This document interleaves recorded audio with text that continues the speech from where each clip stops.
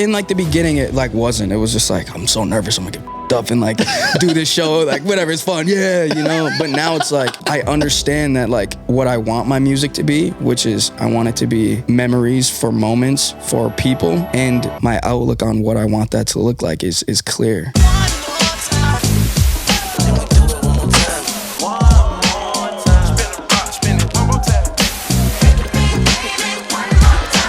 This is a legendary moment for the One More Time podcast. We've never had a guest on twice, but we enjoyed this man's interview so much. We had him again. It's Party Next Door. Bro, we didn't have Party Next Door on ever.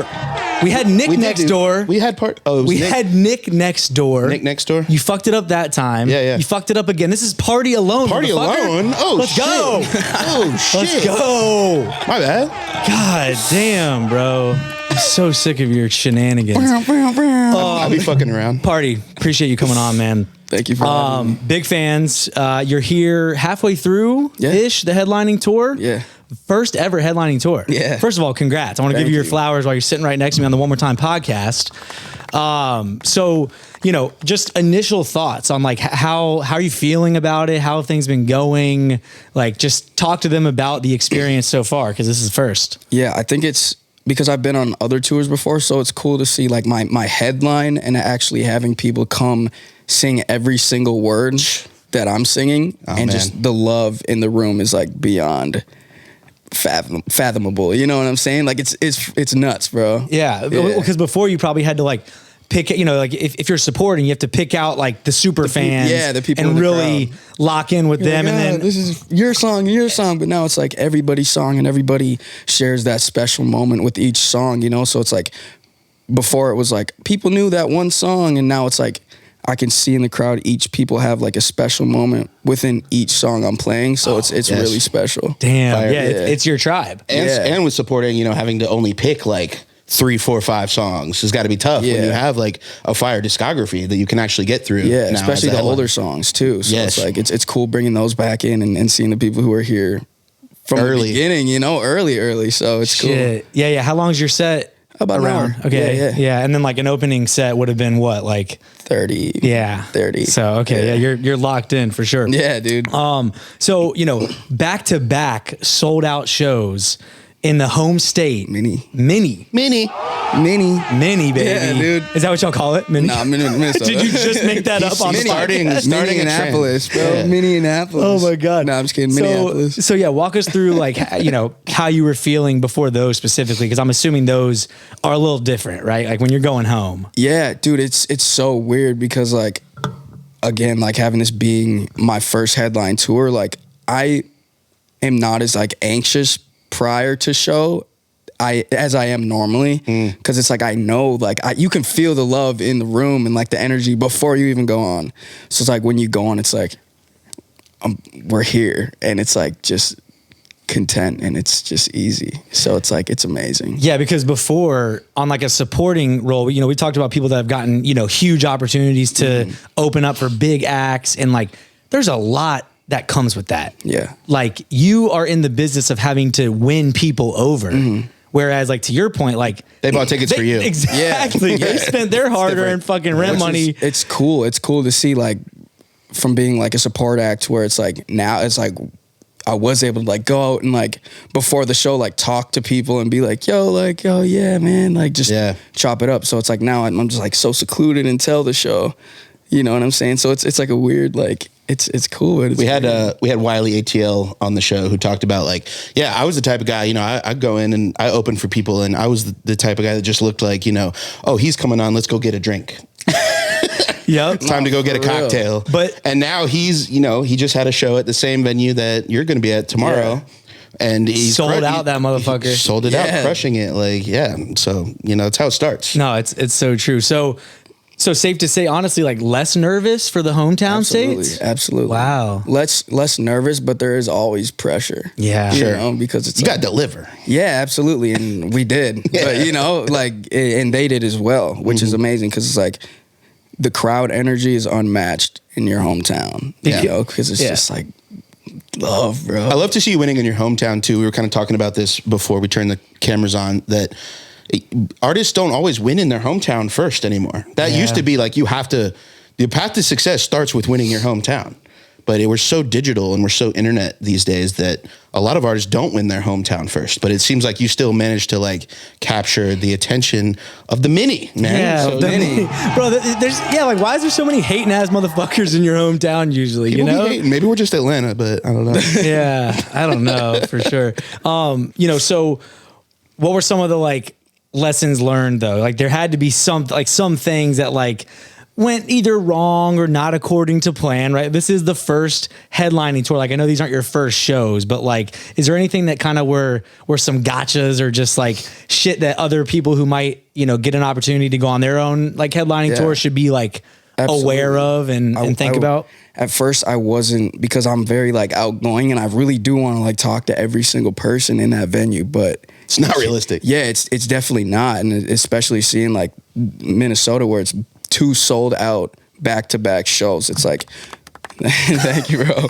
You have to like, God damn it. You have to save your voice, and like, especially doing meet and greets after an hour set, an hour meet and greet twice, 4 hours just straight talking to people. You have to like take a step back and like make sure you're drinking your tea. Dude, this guy rolled up. Wait, flip the cup. This guy rolled up. Wait, let's go. Wait, and we have a special sound effect just for this, introducing on the One More Time podcast right now. One more time. Damn, I hate it when you do something like amazing. Why? Because it's just, I like making fun of you more, but that's amazing. Well done, Henry. Thank you. But no, this dude rolls up with a briefcase. I'm like, oh shit. I didn't know I was like, what's this guy got in this briefcase? Oh, the roadie bag? I mean, he's just talking about, his tea regiment, whips open this briefcase. I think there's going to be like $1 million in cash or something. I was hoping, but no, it's just like fuck tons of tea, their own tea kettle. It was BYO kettle. Yeah. And I mean, this dude's taking it seriously because it's a big deal. You have to. And like, especially coming off of a tour I was on with Mod Son, it's like, it was crazy to see like how much he would step back and it's like, yo, you got to do this, try doing this, do this on a constant basis. He's a vet in the game. Yeah. So and a fellow mini. Yeah, fellow mini, man. Yeah, shout out. Why are we making mini a thing right now? Just roll with it. I don't know how I feel about it, but I guess I'm going to just dive right in. I guess. Yeah. But yeah, so like after seeing that, it was really like, oh, like it's a job. You know what I'm saying? You do have to take it serious as much as you want to see everybody. There's like a time and a place for that. So yeah. It's like, we've talked to other people whereas like tour life is really fun. Like clearly there is the like glitz and glamour and party lifestyle that comes with it, but it's also like hard on you. It is. Like, physically, mentally, it's draining, emotionally, mentally, whatever you want to say. Like, and so, you definitely got to take care of yourself because I mean, shit, it's like, how many dates do you have? Like 15, 20? 15 dates-ish? Yeah. Okay, yeah. And so like that's a long run for someone who hasn't done the headlining tour at all. The full thing. And for someone named Pardyalone who has to, be with hundreds of people. Other people, man. I mean, yeah, he's used to a solitary type of environment. Right. So what's like the coolest fan experience so far? Because we've heard just like amazing stories of like artists that, going on tour, they get to lock in with fans that they've never met because they're not in their home city or whatever. Absolutely. Is there any like interaction or like fan, like, a gift you got from a super fan or anything like that? I think there's like multiple. There's like different things that I've like, wow. Yeah, let's hear a couple. I'd say like the first one was with Mod, and it was like a super fan, and like I like signed her like titties jaw. Her jaw, and like under this, and she got it tattooed.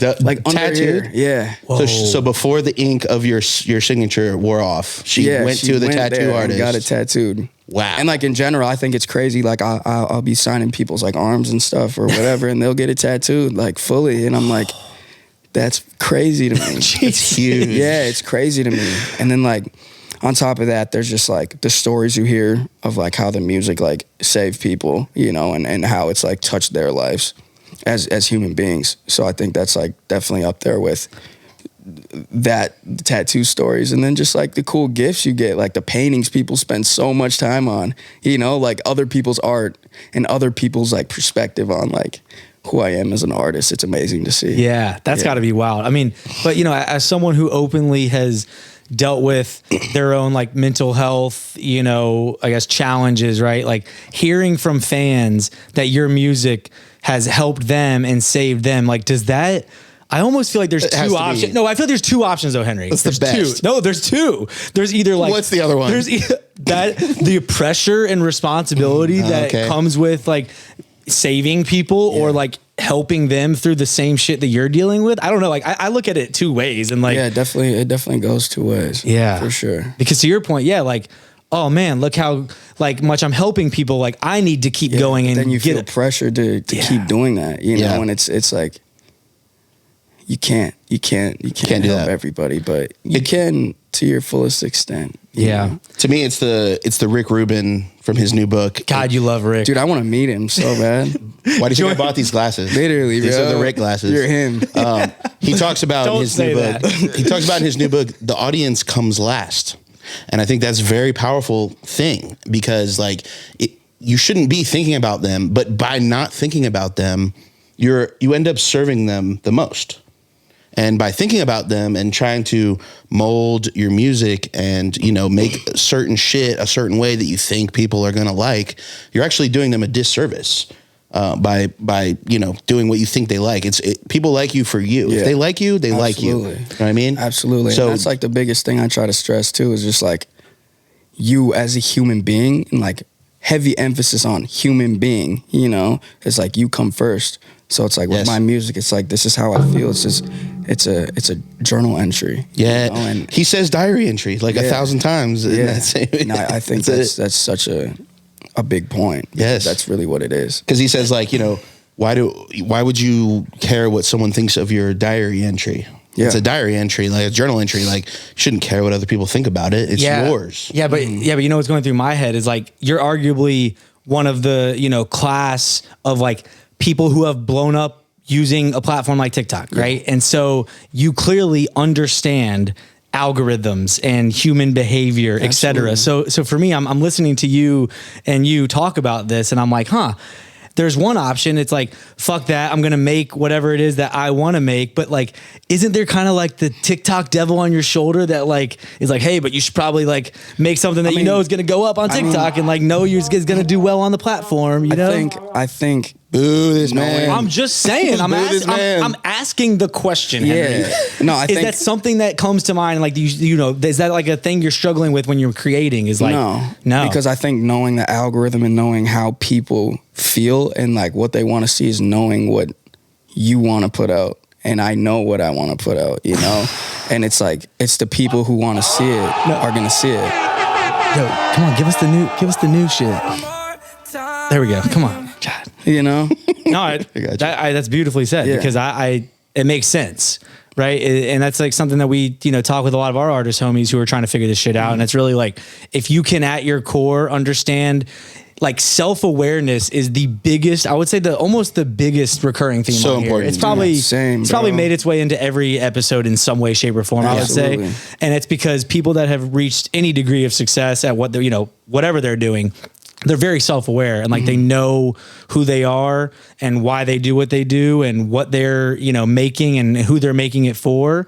And I think that that's something that maybe you're alluding to is like, as long as I know what I genuinely fuck with and like what makes me, someone's going to be out there that they have to be. Yeah. You know, there's no way there's 8 billion people in the world. You only need like a small bit at that. Literally. I also love how Sean from No Labels Necessary kind of broke it down. He said that you can either create your music specifically with TikTok and like, or, you know, algorithms in mind, you know, which is like, that just kind of feels kind of soulless and shitty. I feel like there's no longevity in that. Right. Very hard to make like a career out of that. You can kind of adjust what you already have and what you've already made a little bit to kind of fit, you know, just slightly, or you can just make what you make and then decide what is, you know, the TikTokable part or how can we make this, what we already have, fit into the algorithm, which I think is going to appeal to artists the most is like, I don't have to change my art. Let's just get creative and decide which parts of my song, like what should my TikTok starting point be of the sound? What should what should we make clips of? What should the trend maybe be, without having to actually change the music, right? I think that's a lot more appealing to artists out there that are struggling with making content, struggling with figuring out how to build a fan base. So let me ask you this: Are you someone who, I guess like struggles with getting excited about making content, or do you look at the content creation part of your job as an artist as something that is fun? Like, does it feel like a chore, or is it something that you're genuinely like excited to do and you approach it creatively? I always approach everything I do creatively, for sure. So like when it comes to the content, it's always like, what can we do to make this speak for me? So it's like I always come to it from a creative outlook. Yeah. And that has to make it a little more fun, right? Absolutely. When you get to be creative and you get to be your true, like... Yeah, you can just be you, and you're not really trying to like look for a certain like algorithm thing that's going to click. It's just like, this is what I like, and this is who I am as an artist and a person. Yeah, it's just interesting because we just had Lil Man Jay on. Have you come across Lil Man Jay at all? Yeah, he just texted me a couple weeks ago. Okay. Shout out him. Yeah, shout out Jay, bro, because our audience is aspiring artists, producers, record label people, like just people who are trying to make it in music, right? And so a lot of the community of ours like complains about the content creation side. And so that's why like I'm so excited to get people like Jay on who have cracked the content code, someone like you on who once again has seen success on the platforms, right? Because I think it's important that, our audience understands like you don't have to treat this as like so boring, it doesn't have to be this like terrible part of your existence as an artist. Oh, I gotta reach millions of people today for free. Yeah, for free. Yeah, you said that in another interview that I like, wanted to bring up, and I'm glad you did. It's like TikTok don't cost nothing. $0, bro. Come on, Zero. man. Yeah. Oh my God. YouTube, Instagram, Twitter, Snapchat don't cost a goddamn penny.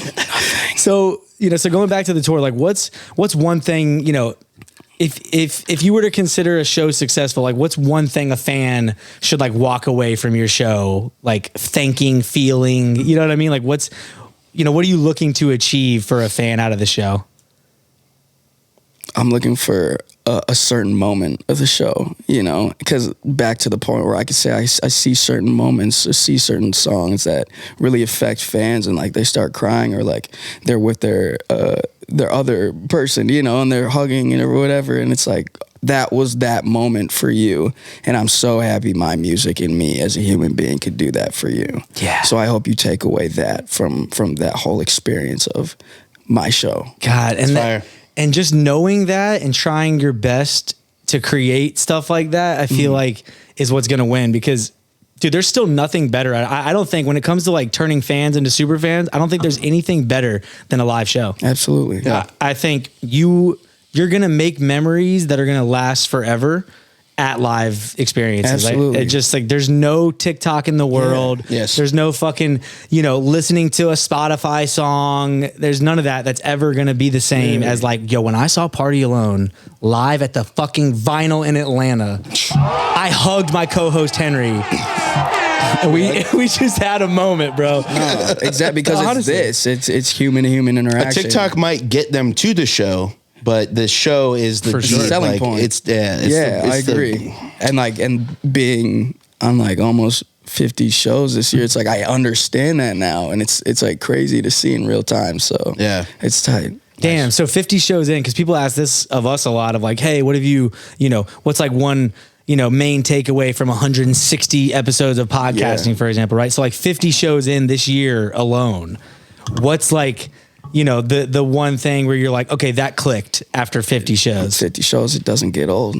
I don't think you just keep learning, you just keep understanding. Because there's like for me, I had to understand when I first started making music, I had to understand how I want to make music.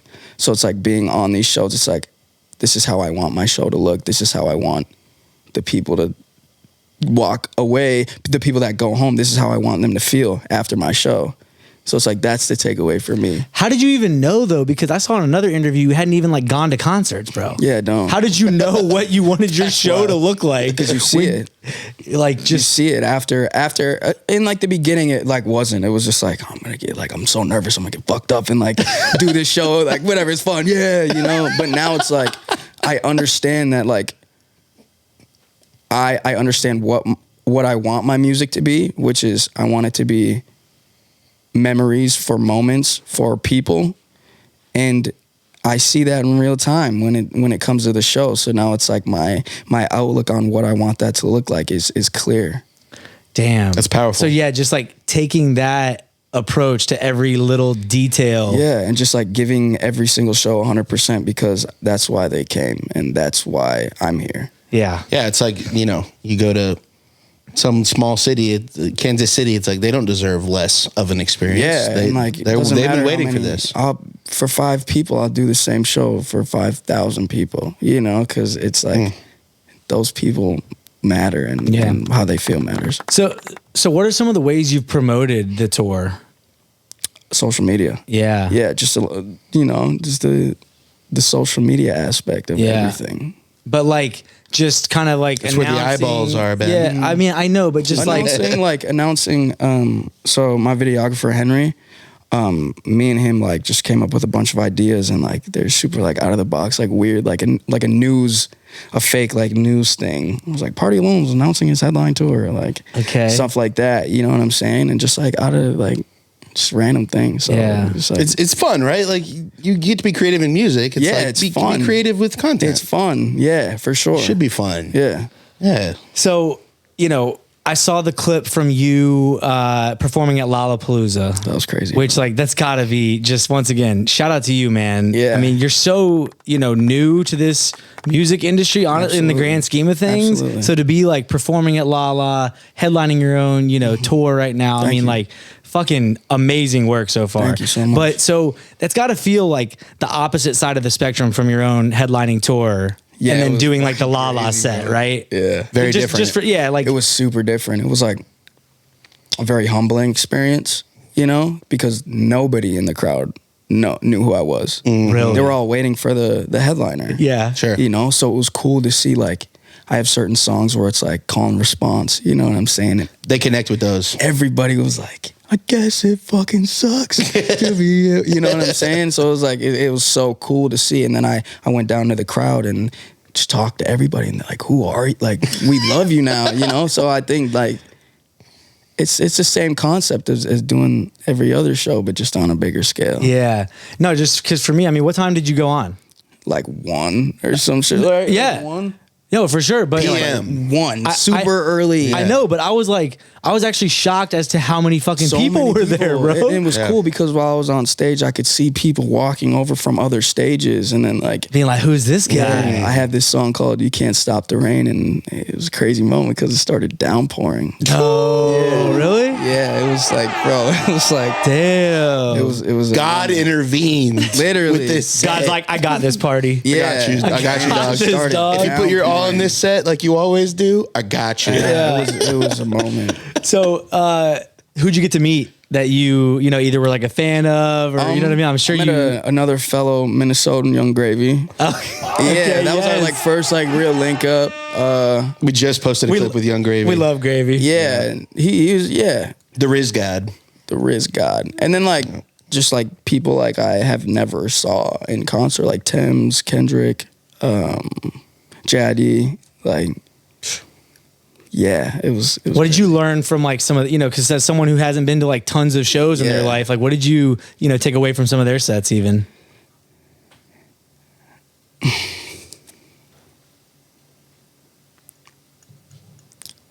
I don't really, other than like the way that they move as a team on stage and the way that their like visuals are is like next tier. Yeah. You know, it's like amazing to see like Tim's and like everybody on stage was moving as one, you know? So it was like, that was more of like an eye opener than Yeah. like really everybody else that I saw, but like Choreography almost. Just like yeah. And they've then, like, rehearsed this shit. the artistry of stage presence and performing, you know, just like being like, what the fuck am I doing here? I'm just here. Like, yeah, fuck yeah, turn up. But then they're like, we are here and like, this is what we're giving you as us, you know? So like, that was really cool to see. It's like you're bringing a Broadway play to a location. Like we have rehearsed there's this whole thing and we brought it to y'all to recreate on this stage for you guys right now. It was amazing. Cool. Yeah. So, you know, we were talking off camera, like Not a Home is obviously the, you know, song that I became familiar, you know, with you. And shout out to our boy, Dan Hartzog. And shout out Dan. One more time, alumni. Dan Hartzog. Super producer. Dan. Yeah. So, you know, obviously that song went crazy. Yeah. What do you think about that song specifically, like resonated so well with the masses, right? And like, you know, why do you think it caught the wave that it did? I think it was just so personal. And it was like, so like, it wasn't really calling anyone out, but at the same time, it was like calling everybody out. You know, like it wasn't really like, it was a very like, she'll do this, she'll do that. But like, I have like grown men being like, this song changed my life, you know? So it's like, I don't know the answer to that, but I do know that like, it was just like, very personable. Did it feel any different than the other songs when you were first putting it out? It did. Yeah. Yeah. When I was making it. Okay. Like I was in like almost like tears, like making it. And like, I don't know why, you know, like it was just like one of those like songs for me that did something to me and it wasn't even like about me, you know? For those that aren't familiar, what is it about? I think it's just about like the struggle I seen like my mother go through and like people around me and my family go through, whether it's like addiction or like just anything when it comes to mental health. So that's really what it was about. And then like there was like little things about like, but I can resonate with that as myself. So it's like, it's just an all around song about everything that was happening in my life at that current moment, you know? And I think that's what resonated with people the most. Yeah, for me, I feel like not only is it the way that you presented it, you know, content wise, but also just the lyrics and the like feeling around the record itself. It's like you've got a really powerful knack for storytelling. And I think that you've been like, you know, vocal about like that being something that you're trying to like continue to improve upon. And like, that's the mission is like, let's tell stories through this music and Absolutely. like get this shit off my chest because I know someone else is going through with it. Like how, like, was it an easy thing to do to be like that vulnerable at first? Or did it take like putting out surface level songs at first? You know what I mean? Like, did you come out the gates just... Are you a natural storyteller? Yeah, I definitely am. I wouldn't say like the music that I put out prior was surface level. It was just what I was feeling in that current moment. Even though it wasn't that deep, I don't think it was like, here, and like, I'll work my way up to being like this vulnerable. I don't think it like was one of those. I think it was just like, I got comfortable putting out how I was feeling.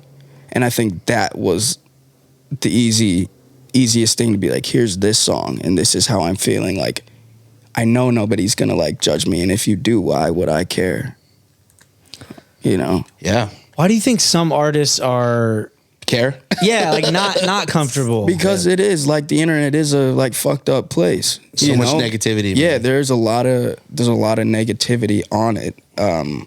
Whether it's like I'll get posted on like a certain page and all the comments are like, oh, what the fuck is this? Like, we don't care. Like, next. And it's like, oh, like you're sitting there like, no way you're not gonna like read every single comment. Like, damn, bro, like this is how people, but then like you forget about the people who like are supporting, are like right here with you. Yeah. You know what I'm saying? And I think that's the takeaway from it.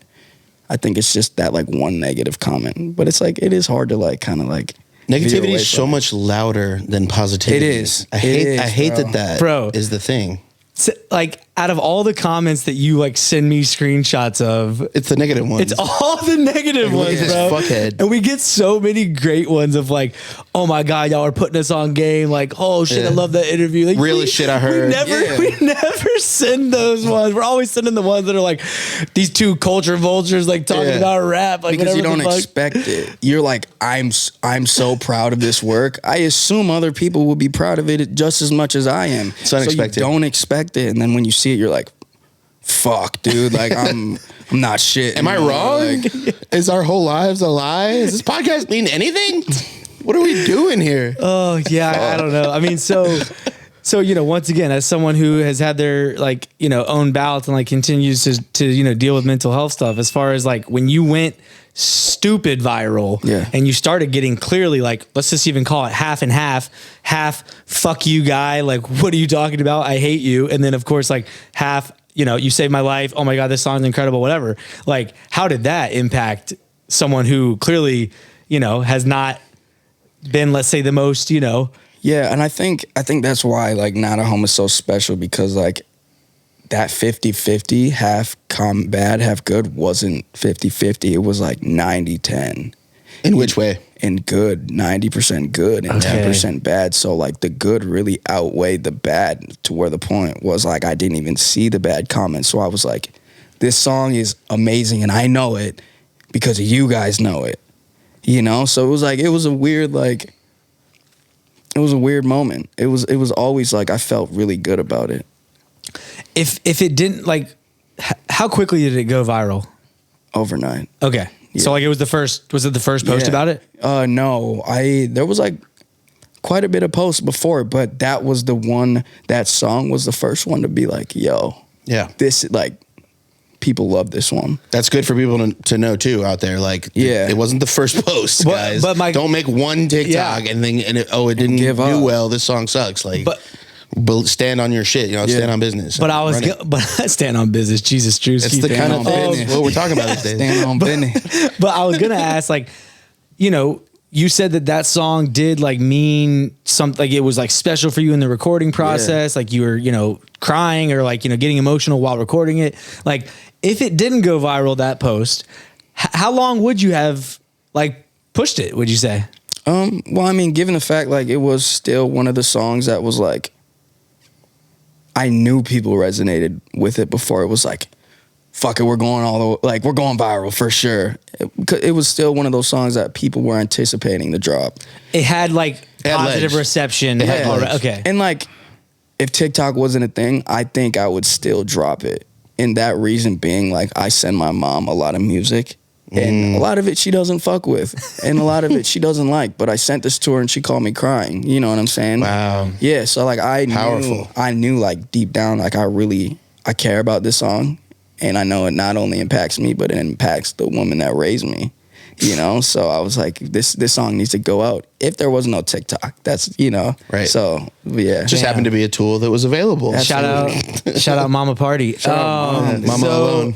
So like, all of our audience thinks like, all right, like I'm just out of here if I go viral. You know what I mean? Like I'm just fucking, it's done. I'm headlining tours, I'm fucking done, son. Like it's over with. But like, False. clearly, no, but like, clearly some stuff did happen as a result of this. So like what in practice actually started happening, right? Like you have this viral moment, the song's going crazy, right? Like what actually played out? Because I think it's important for our audience to know, like, should they hopefully get that like viral moment with one of their releases? Yeah. Like, what did you do? How did you respond to it? What actually started happening, right? Like, just speak on kind of like the reality of it for you. Yeah. So it was me and my manager, Jake, and the video went viral. And then like in maybe like a few days later, we had like a bunch of labels like calling, and then Jake was interning for Sam, and we brought Sam in, and he was like, wait, just like let it like breathe for a second. How hard was that? It was, bro, literally we were talking about this. It was so hard because it's like someone's just flashing like money in your face. Not even money, just opportunity. Yeah. Just like a a dream. Yeah. You know what I'm saying? Like, you can be this thing. Welcome to Interscope, the home of Billie Eilish and fucking, do you want welcome this? to Epic Records. Yeah, they you were can like- get on songs with this and Yeah, that. so it was like, I'm like just super anxious, like, oh, fine. You know what I'm saying? Like, yes, dude. Like, why are we waiting? Why are we waiting? Sam's like, just wait, bro. And we did, and we dropped the song. You know what I'm saying? And then What was the guidance around the waiting? Right? Because you're wanting like, fuck that. Where's the contract? I'm ready to sign. Yeah, I just, at that moment in time, me not knowing what the fuck I'm doing or like why I'm like, why did it get to this point and what people have to offer in the city that I'm currently in right now and intention wise, I trusted him and was like, I'm gonna trust you, bro. Like, Damn, yeah, that'd be hard. yeah, it was hard as fuck. When you're getting dreams flashed in your face. Literally. That's So wild. I mean, just trusting him, man, and we did, and then the song dropped. There was a little bit of like a bidding war going on with the major labels, but we used that to kind of leverage this deal out with BMG, which was amazing. Yeah. That I'm out of now, but yeah. But I'm just saying, like, so for everyone out there, like, as hard as it may be, the first offer is never the best, first of all. but he First of all. but he clearly had more than just the first offer. Second or third, probably not either. But yeah, I mean, I think it's, it's a testament to like just being patient, like trusting the process, because people have done it before. Yeah. I mean, where they bite at those The first initial one. Yeah. deals, and there's been, of course, times I'm sure where it's worked out, and there's been plenty of times where it hasn't. For right? sure. Absolutely. Yeah. But for me, I get like stressed out for you guys, man. Like you make this song go stupid viral, you put it out, it still like does well, obviously. I mean, it's in the like, I don't know, 50, I mean, what, 10, 50, 20 million Yeah. streams, whatever it's doing right now. It's still done very well for like an independent, sure. like the new artist, right? Yeah, absolutely. But like how much, I mean, speaking of pressure, bro, like you're going back in the studio, you got to be like, that's not a home. No, yeah. That's not And at home. I think not only was I thinking it, but the people around me were too. So that's also more pressure on like, oh fuck, like I gotta like, what the fuck? Like what the fuck?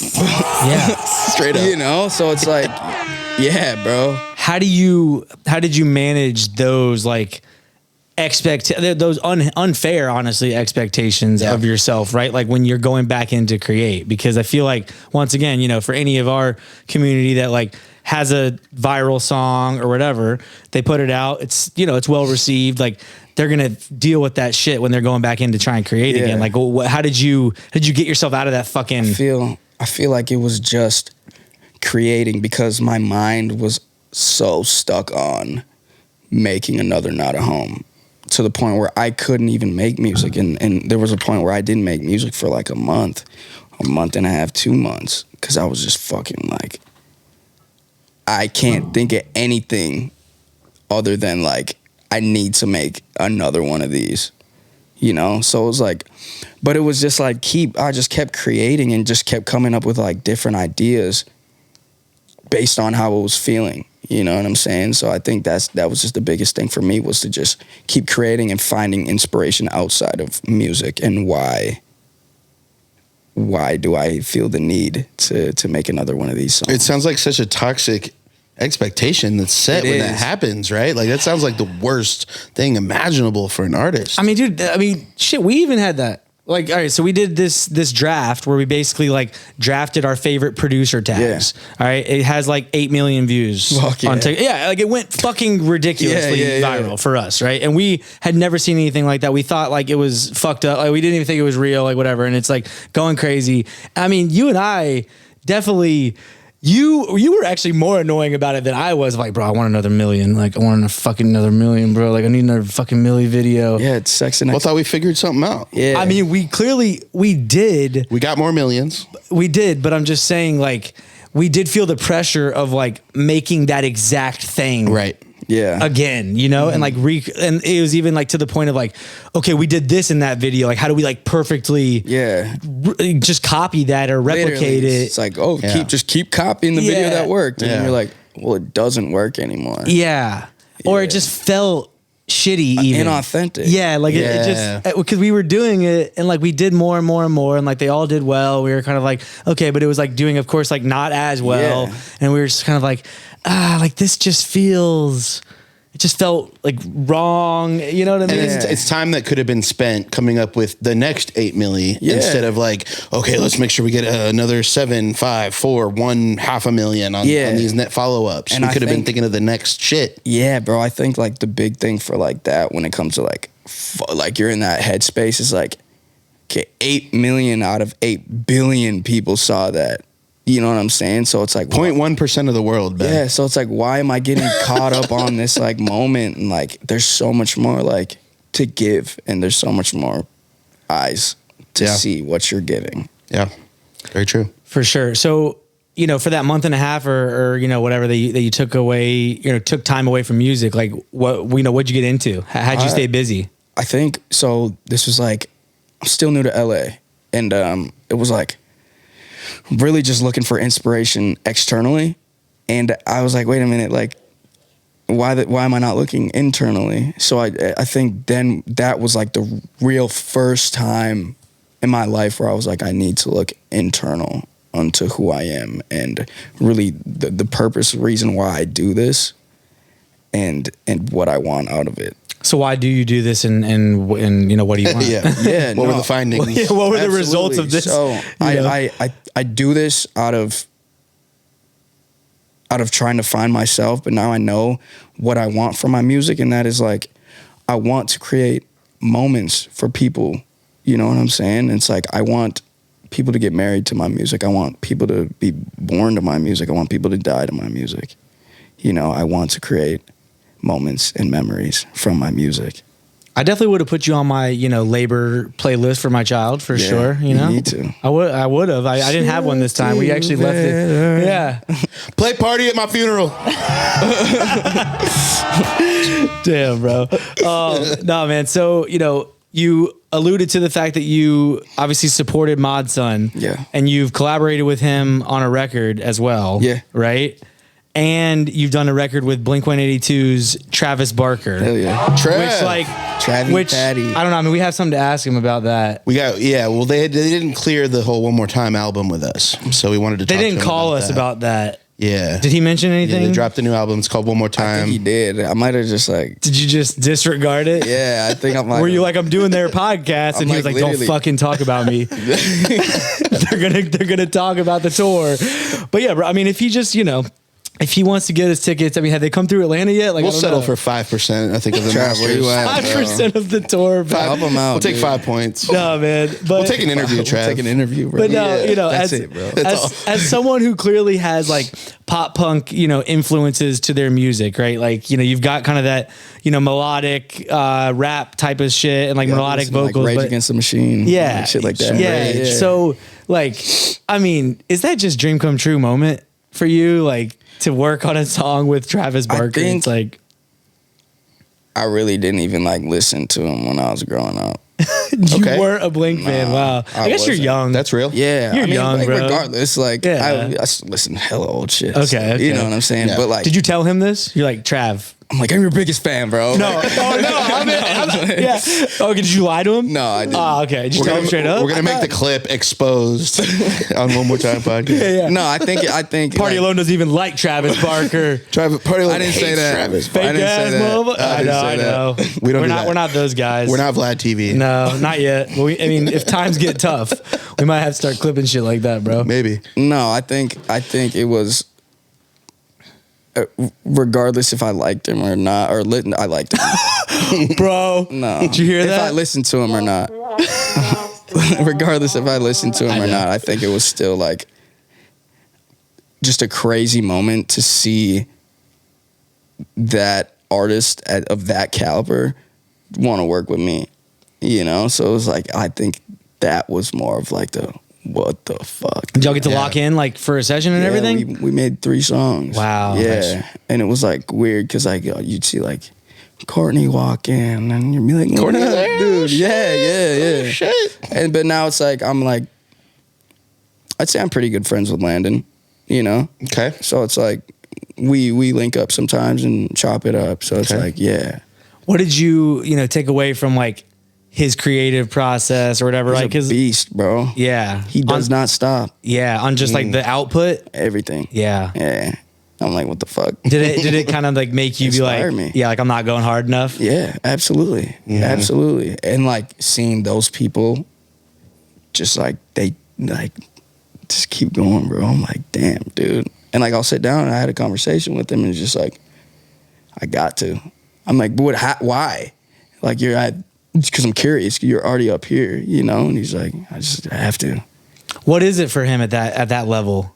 I'm not sure. He's got to think you're the next him, or like not exactly, but like No, I mean, he's talking about him wanting to keep going. Oh, like sure. at this point, he could just hang it up and chill. But Literally. but it's like he doesn't. I don't know. Yeah, I wonder what that is for those types of people. I really don't know. He's not that old. No, but it's just He's no, but he's as successful as he could just stop. He doesn't need to make any more money For sure. doing music. So it's just like I wonder if it is just like so fun. Just a personal like. But, yeah. I need to keep. Yeah, it's inspiring for sure. No, I think recognizing talent, is a game that's fun, and seeing the shit that's happening with the upcomers, right, and being a part of that. It seems like it would be a fun game to play. For sure. Yeah. For sure. So, moving into the second half of the tour, like, what are you going to do differently or better? You know what I mean? Like, we're halfway through. What are we doing that's different? Or like, how are we improving even on the second half?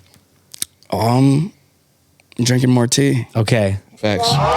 That's it. Yeah, and that's not it. I think drinking more tea, saving my voice, and just keep trying to up the energy every night and just being more personable. What's your pre-show ritual? I just take a couple shots. There you go. Warm up. It's our same. It's our podcast ritual. No, shout out to Shotty. Shout out whiskey, man. Yeah. Let's go. Yeah, a lot of tea, a lot of honey. Vocal warm-ups is a must for sure. Just preserving that voice, man, is huge. Yeah. With the type of runs that you do and the belting and the emotion you put into every song, like doing that every night, damn near. It's gotta be close to. I mean, we talked about it off camera, but you said you got close one time, maybe to losing the voice, right? Yeah, and then I did lose it on the mod tour. Which I was like, fuck. So that was your learning moment for that. That was, but then he like definitely helped me dig myself out of that. Shout out Mod's son one Shout time. out Mod. Shout out Minnie. So, God, Minnie came back. I thought Minnie shout out was Minnie. gone at the beginning of the episode. Minnie never left, Ben. Okay, so I'm married with 2 kids, and I like to just live vicariously through you. Are you actually? Yeah. Damn sick. Yeah, it's pretty sick. Yeah. Where's your ring, bro? I'm broke. I left it at the house accidentally. Thanks for calling me out. Sorry, honey. Oh shit. But no, so I like to live vicariously through you, young whippersnappers. Do you have a girlfriend? Yeah. Oh, so tour life's not like that kind of tour life.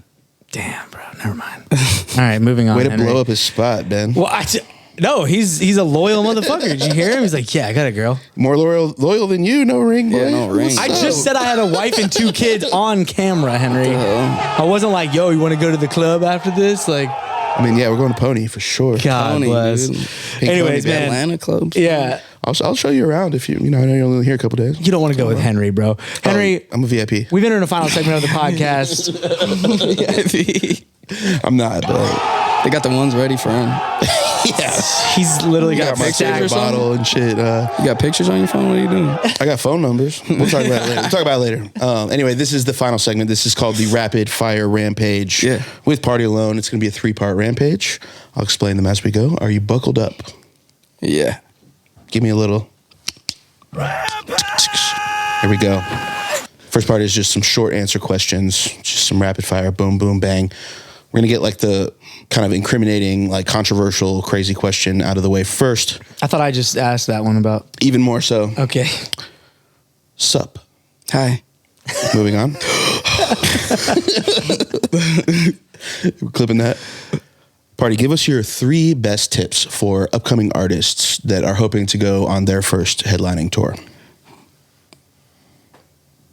Oh, damn, I gotta think quick. I would say care about the fans you currently have. That's huge. I mean, that's great first one. That's yeah. the best first tip. Post content surrounding your headline tour. Because why would you not?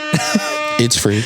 You'd be surprised, Party. Yeah, and I'd say use the team you have around you to better that tour. That's fire. Damn. Great answer. Bro, the first one. That's actually a clip. Just the first one, like, guys, stop caring so much about finding new fans when you literally just forget about it. Yeah, Like, I mean, especially if you're going on your first headline tour, like, there's a slight, I feel like there's a pretty big chance people that just find you aren't going to spend money on you. Huge chance. They're not invested in you enough. There's a spectrum. There's warm leads, hot leads. It's a business thing. It's like you got people in, and then you got to transfer them over here to the hot, where they actually will spend money and spend an evening with you. It's completely different than they like your TikTok. So Yeah. fantastic answer. It's not for real. Amazing. Yeah, seriously. You can party with a D with any 3 fictional characters that you choose. Who would you party with? Fictional characters. Yeah.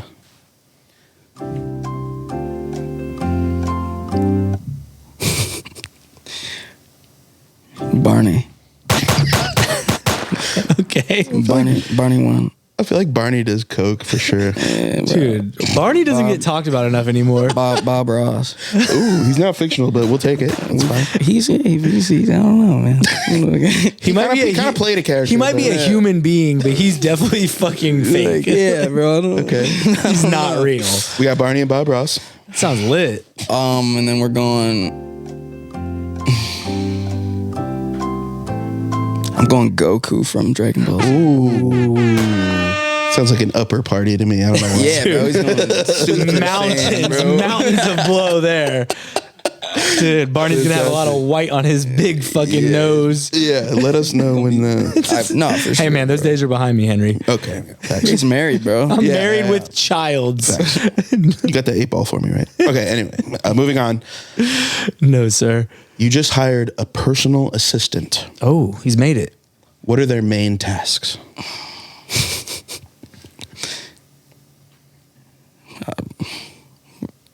I don't know. What's the shit that, like, you got to do every day, but maybe you don't want to do every day? Laundry. Or take some like. Make my tea. Okay, yeah. Yeah, that'd be cool. Like just have him Tea bring me maker. some tea. Yeah. he I or mean, she. rappers have blunt rollers, I so don't like smoke. you could have like Yeah. that. I mean, yeah. But, like, maybe, what's your yeah. version of a that? tea maker. Grab a beer for me. Okay, a beer getter. grabber, Beer grabber, tea maker. That's why I had children. Just Blunt grab roll. my Hey, beers. baby, yo. Hey boy, go give me a beer out of that fridge. It's a very liquid-based assistant so far. Anything else? Yeah, I'll probably stick with the liquids. Maybe a little bit of cleaning. Yeah. Laundry. Yeah, laundry. Not the Yeah. best at laundry. Sure. Folding shit. Okay. Bring Don't you really- bring you a glass of water if you're Yeah, if you're parched. Yeah, literally. I mean, while we're on the liquids, Yeah. let's not forget about H2O, folks. Yeah, Drink some water. Pedialyte. Yep. He's pretty low maintenance. I like Yeah, that. I was like, Yeah, dude. I don't think. Yeah. If it was like a chef, I'd be like, he'd cook me everything. I would say Okay. like feet rubs. You know? What I mean? So like, you could get. oh them to- yeah, I do anything. massages for Okay, sure. yeah, like Yeah, I do massages and shit. Okay. let's keep it PG though. I don't know.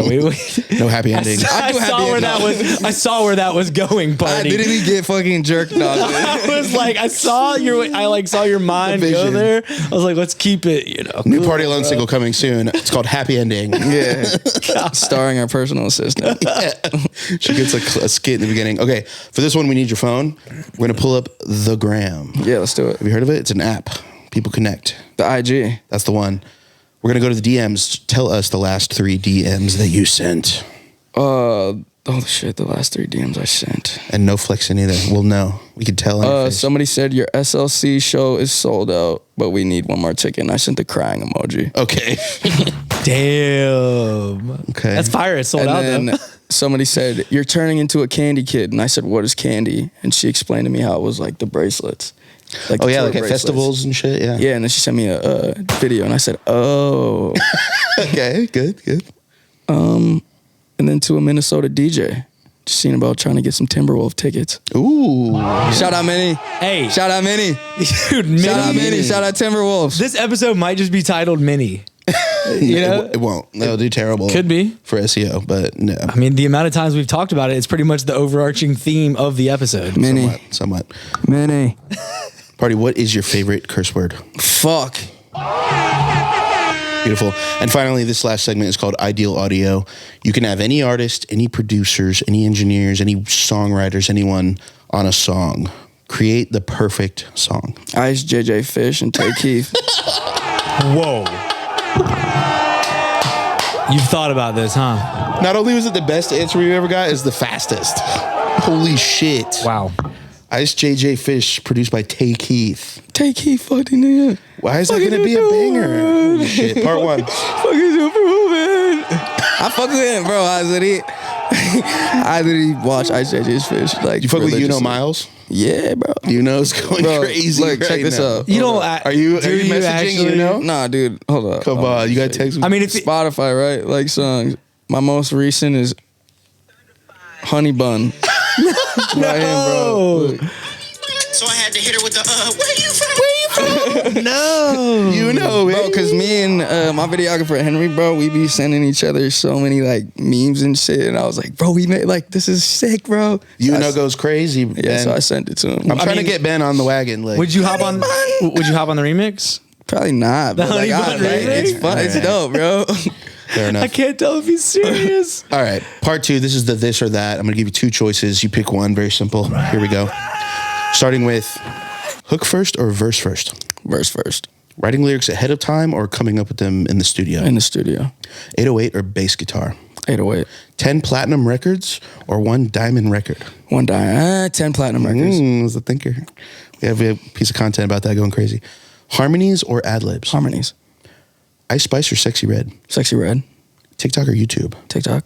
Nickelodeon or Cartoon Network? Cartoon Network. He seemed that one disgusted. Bro, at that. what the fuck? He was not feeling that option. Anyway, last one.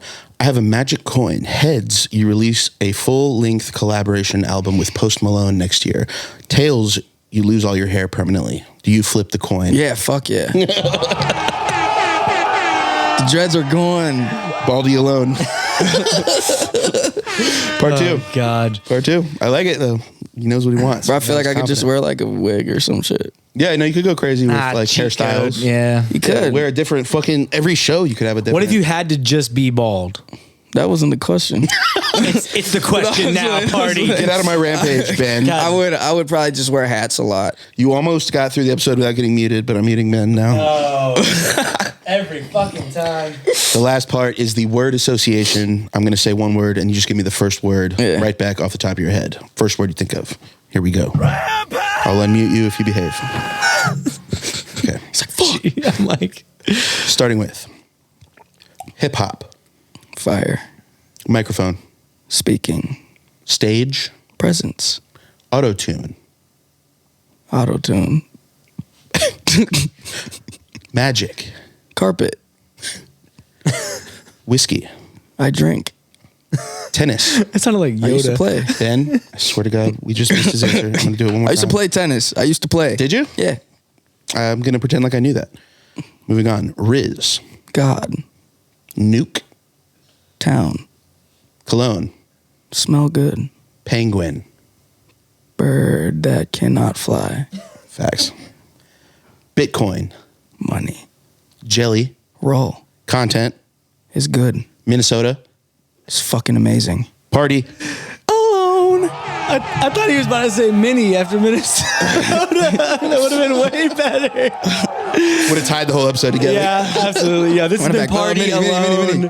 Pardy. And wait, One more time. just had to run that one last time before you do your outro. Yo, appreciate you making time on your headlining tour to Thank come you by the guys One More so Time much. podcast. Bless. Thank you guys so much for having me. As Thank you, always, man. please like, comment, subscribe, follow us on Apple Podcasts, on Spotify Podcasts, wherever it is that you listen to your podcast. We are here every fucking week. Until next week, what are we doing? Getting out of here. Getting the fuck out of here. Peace. y'all. Later. Drink your tea. All that shit like one more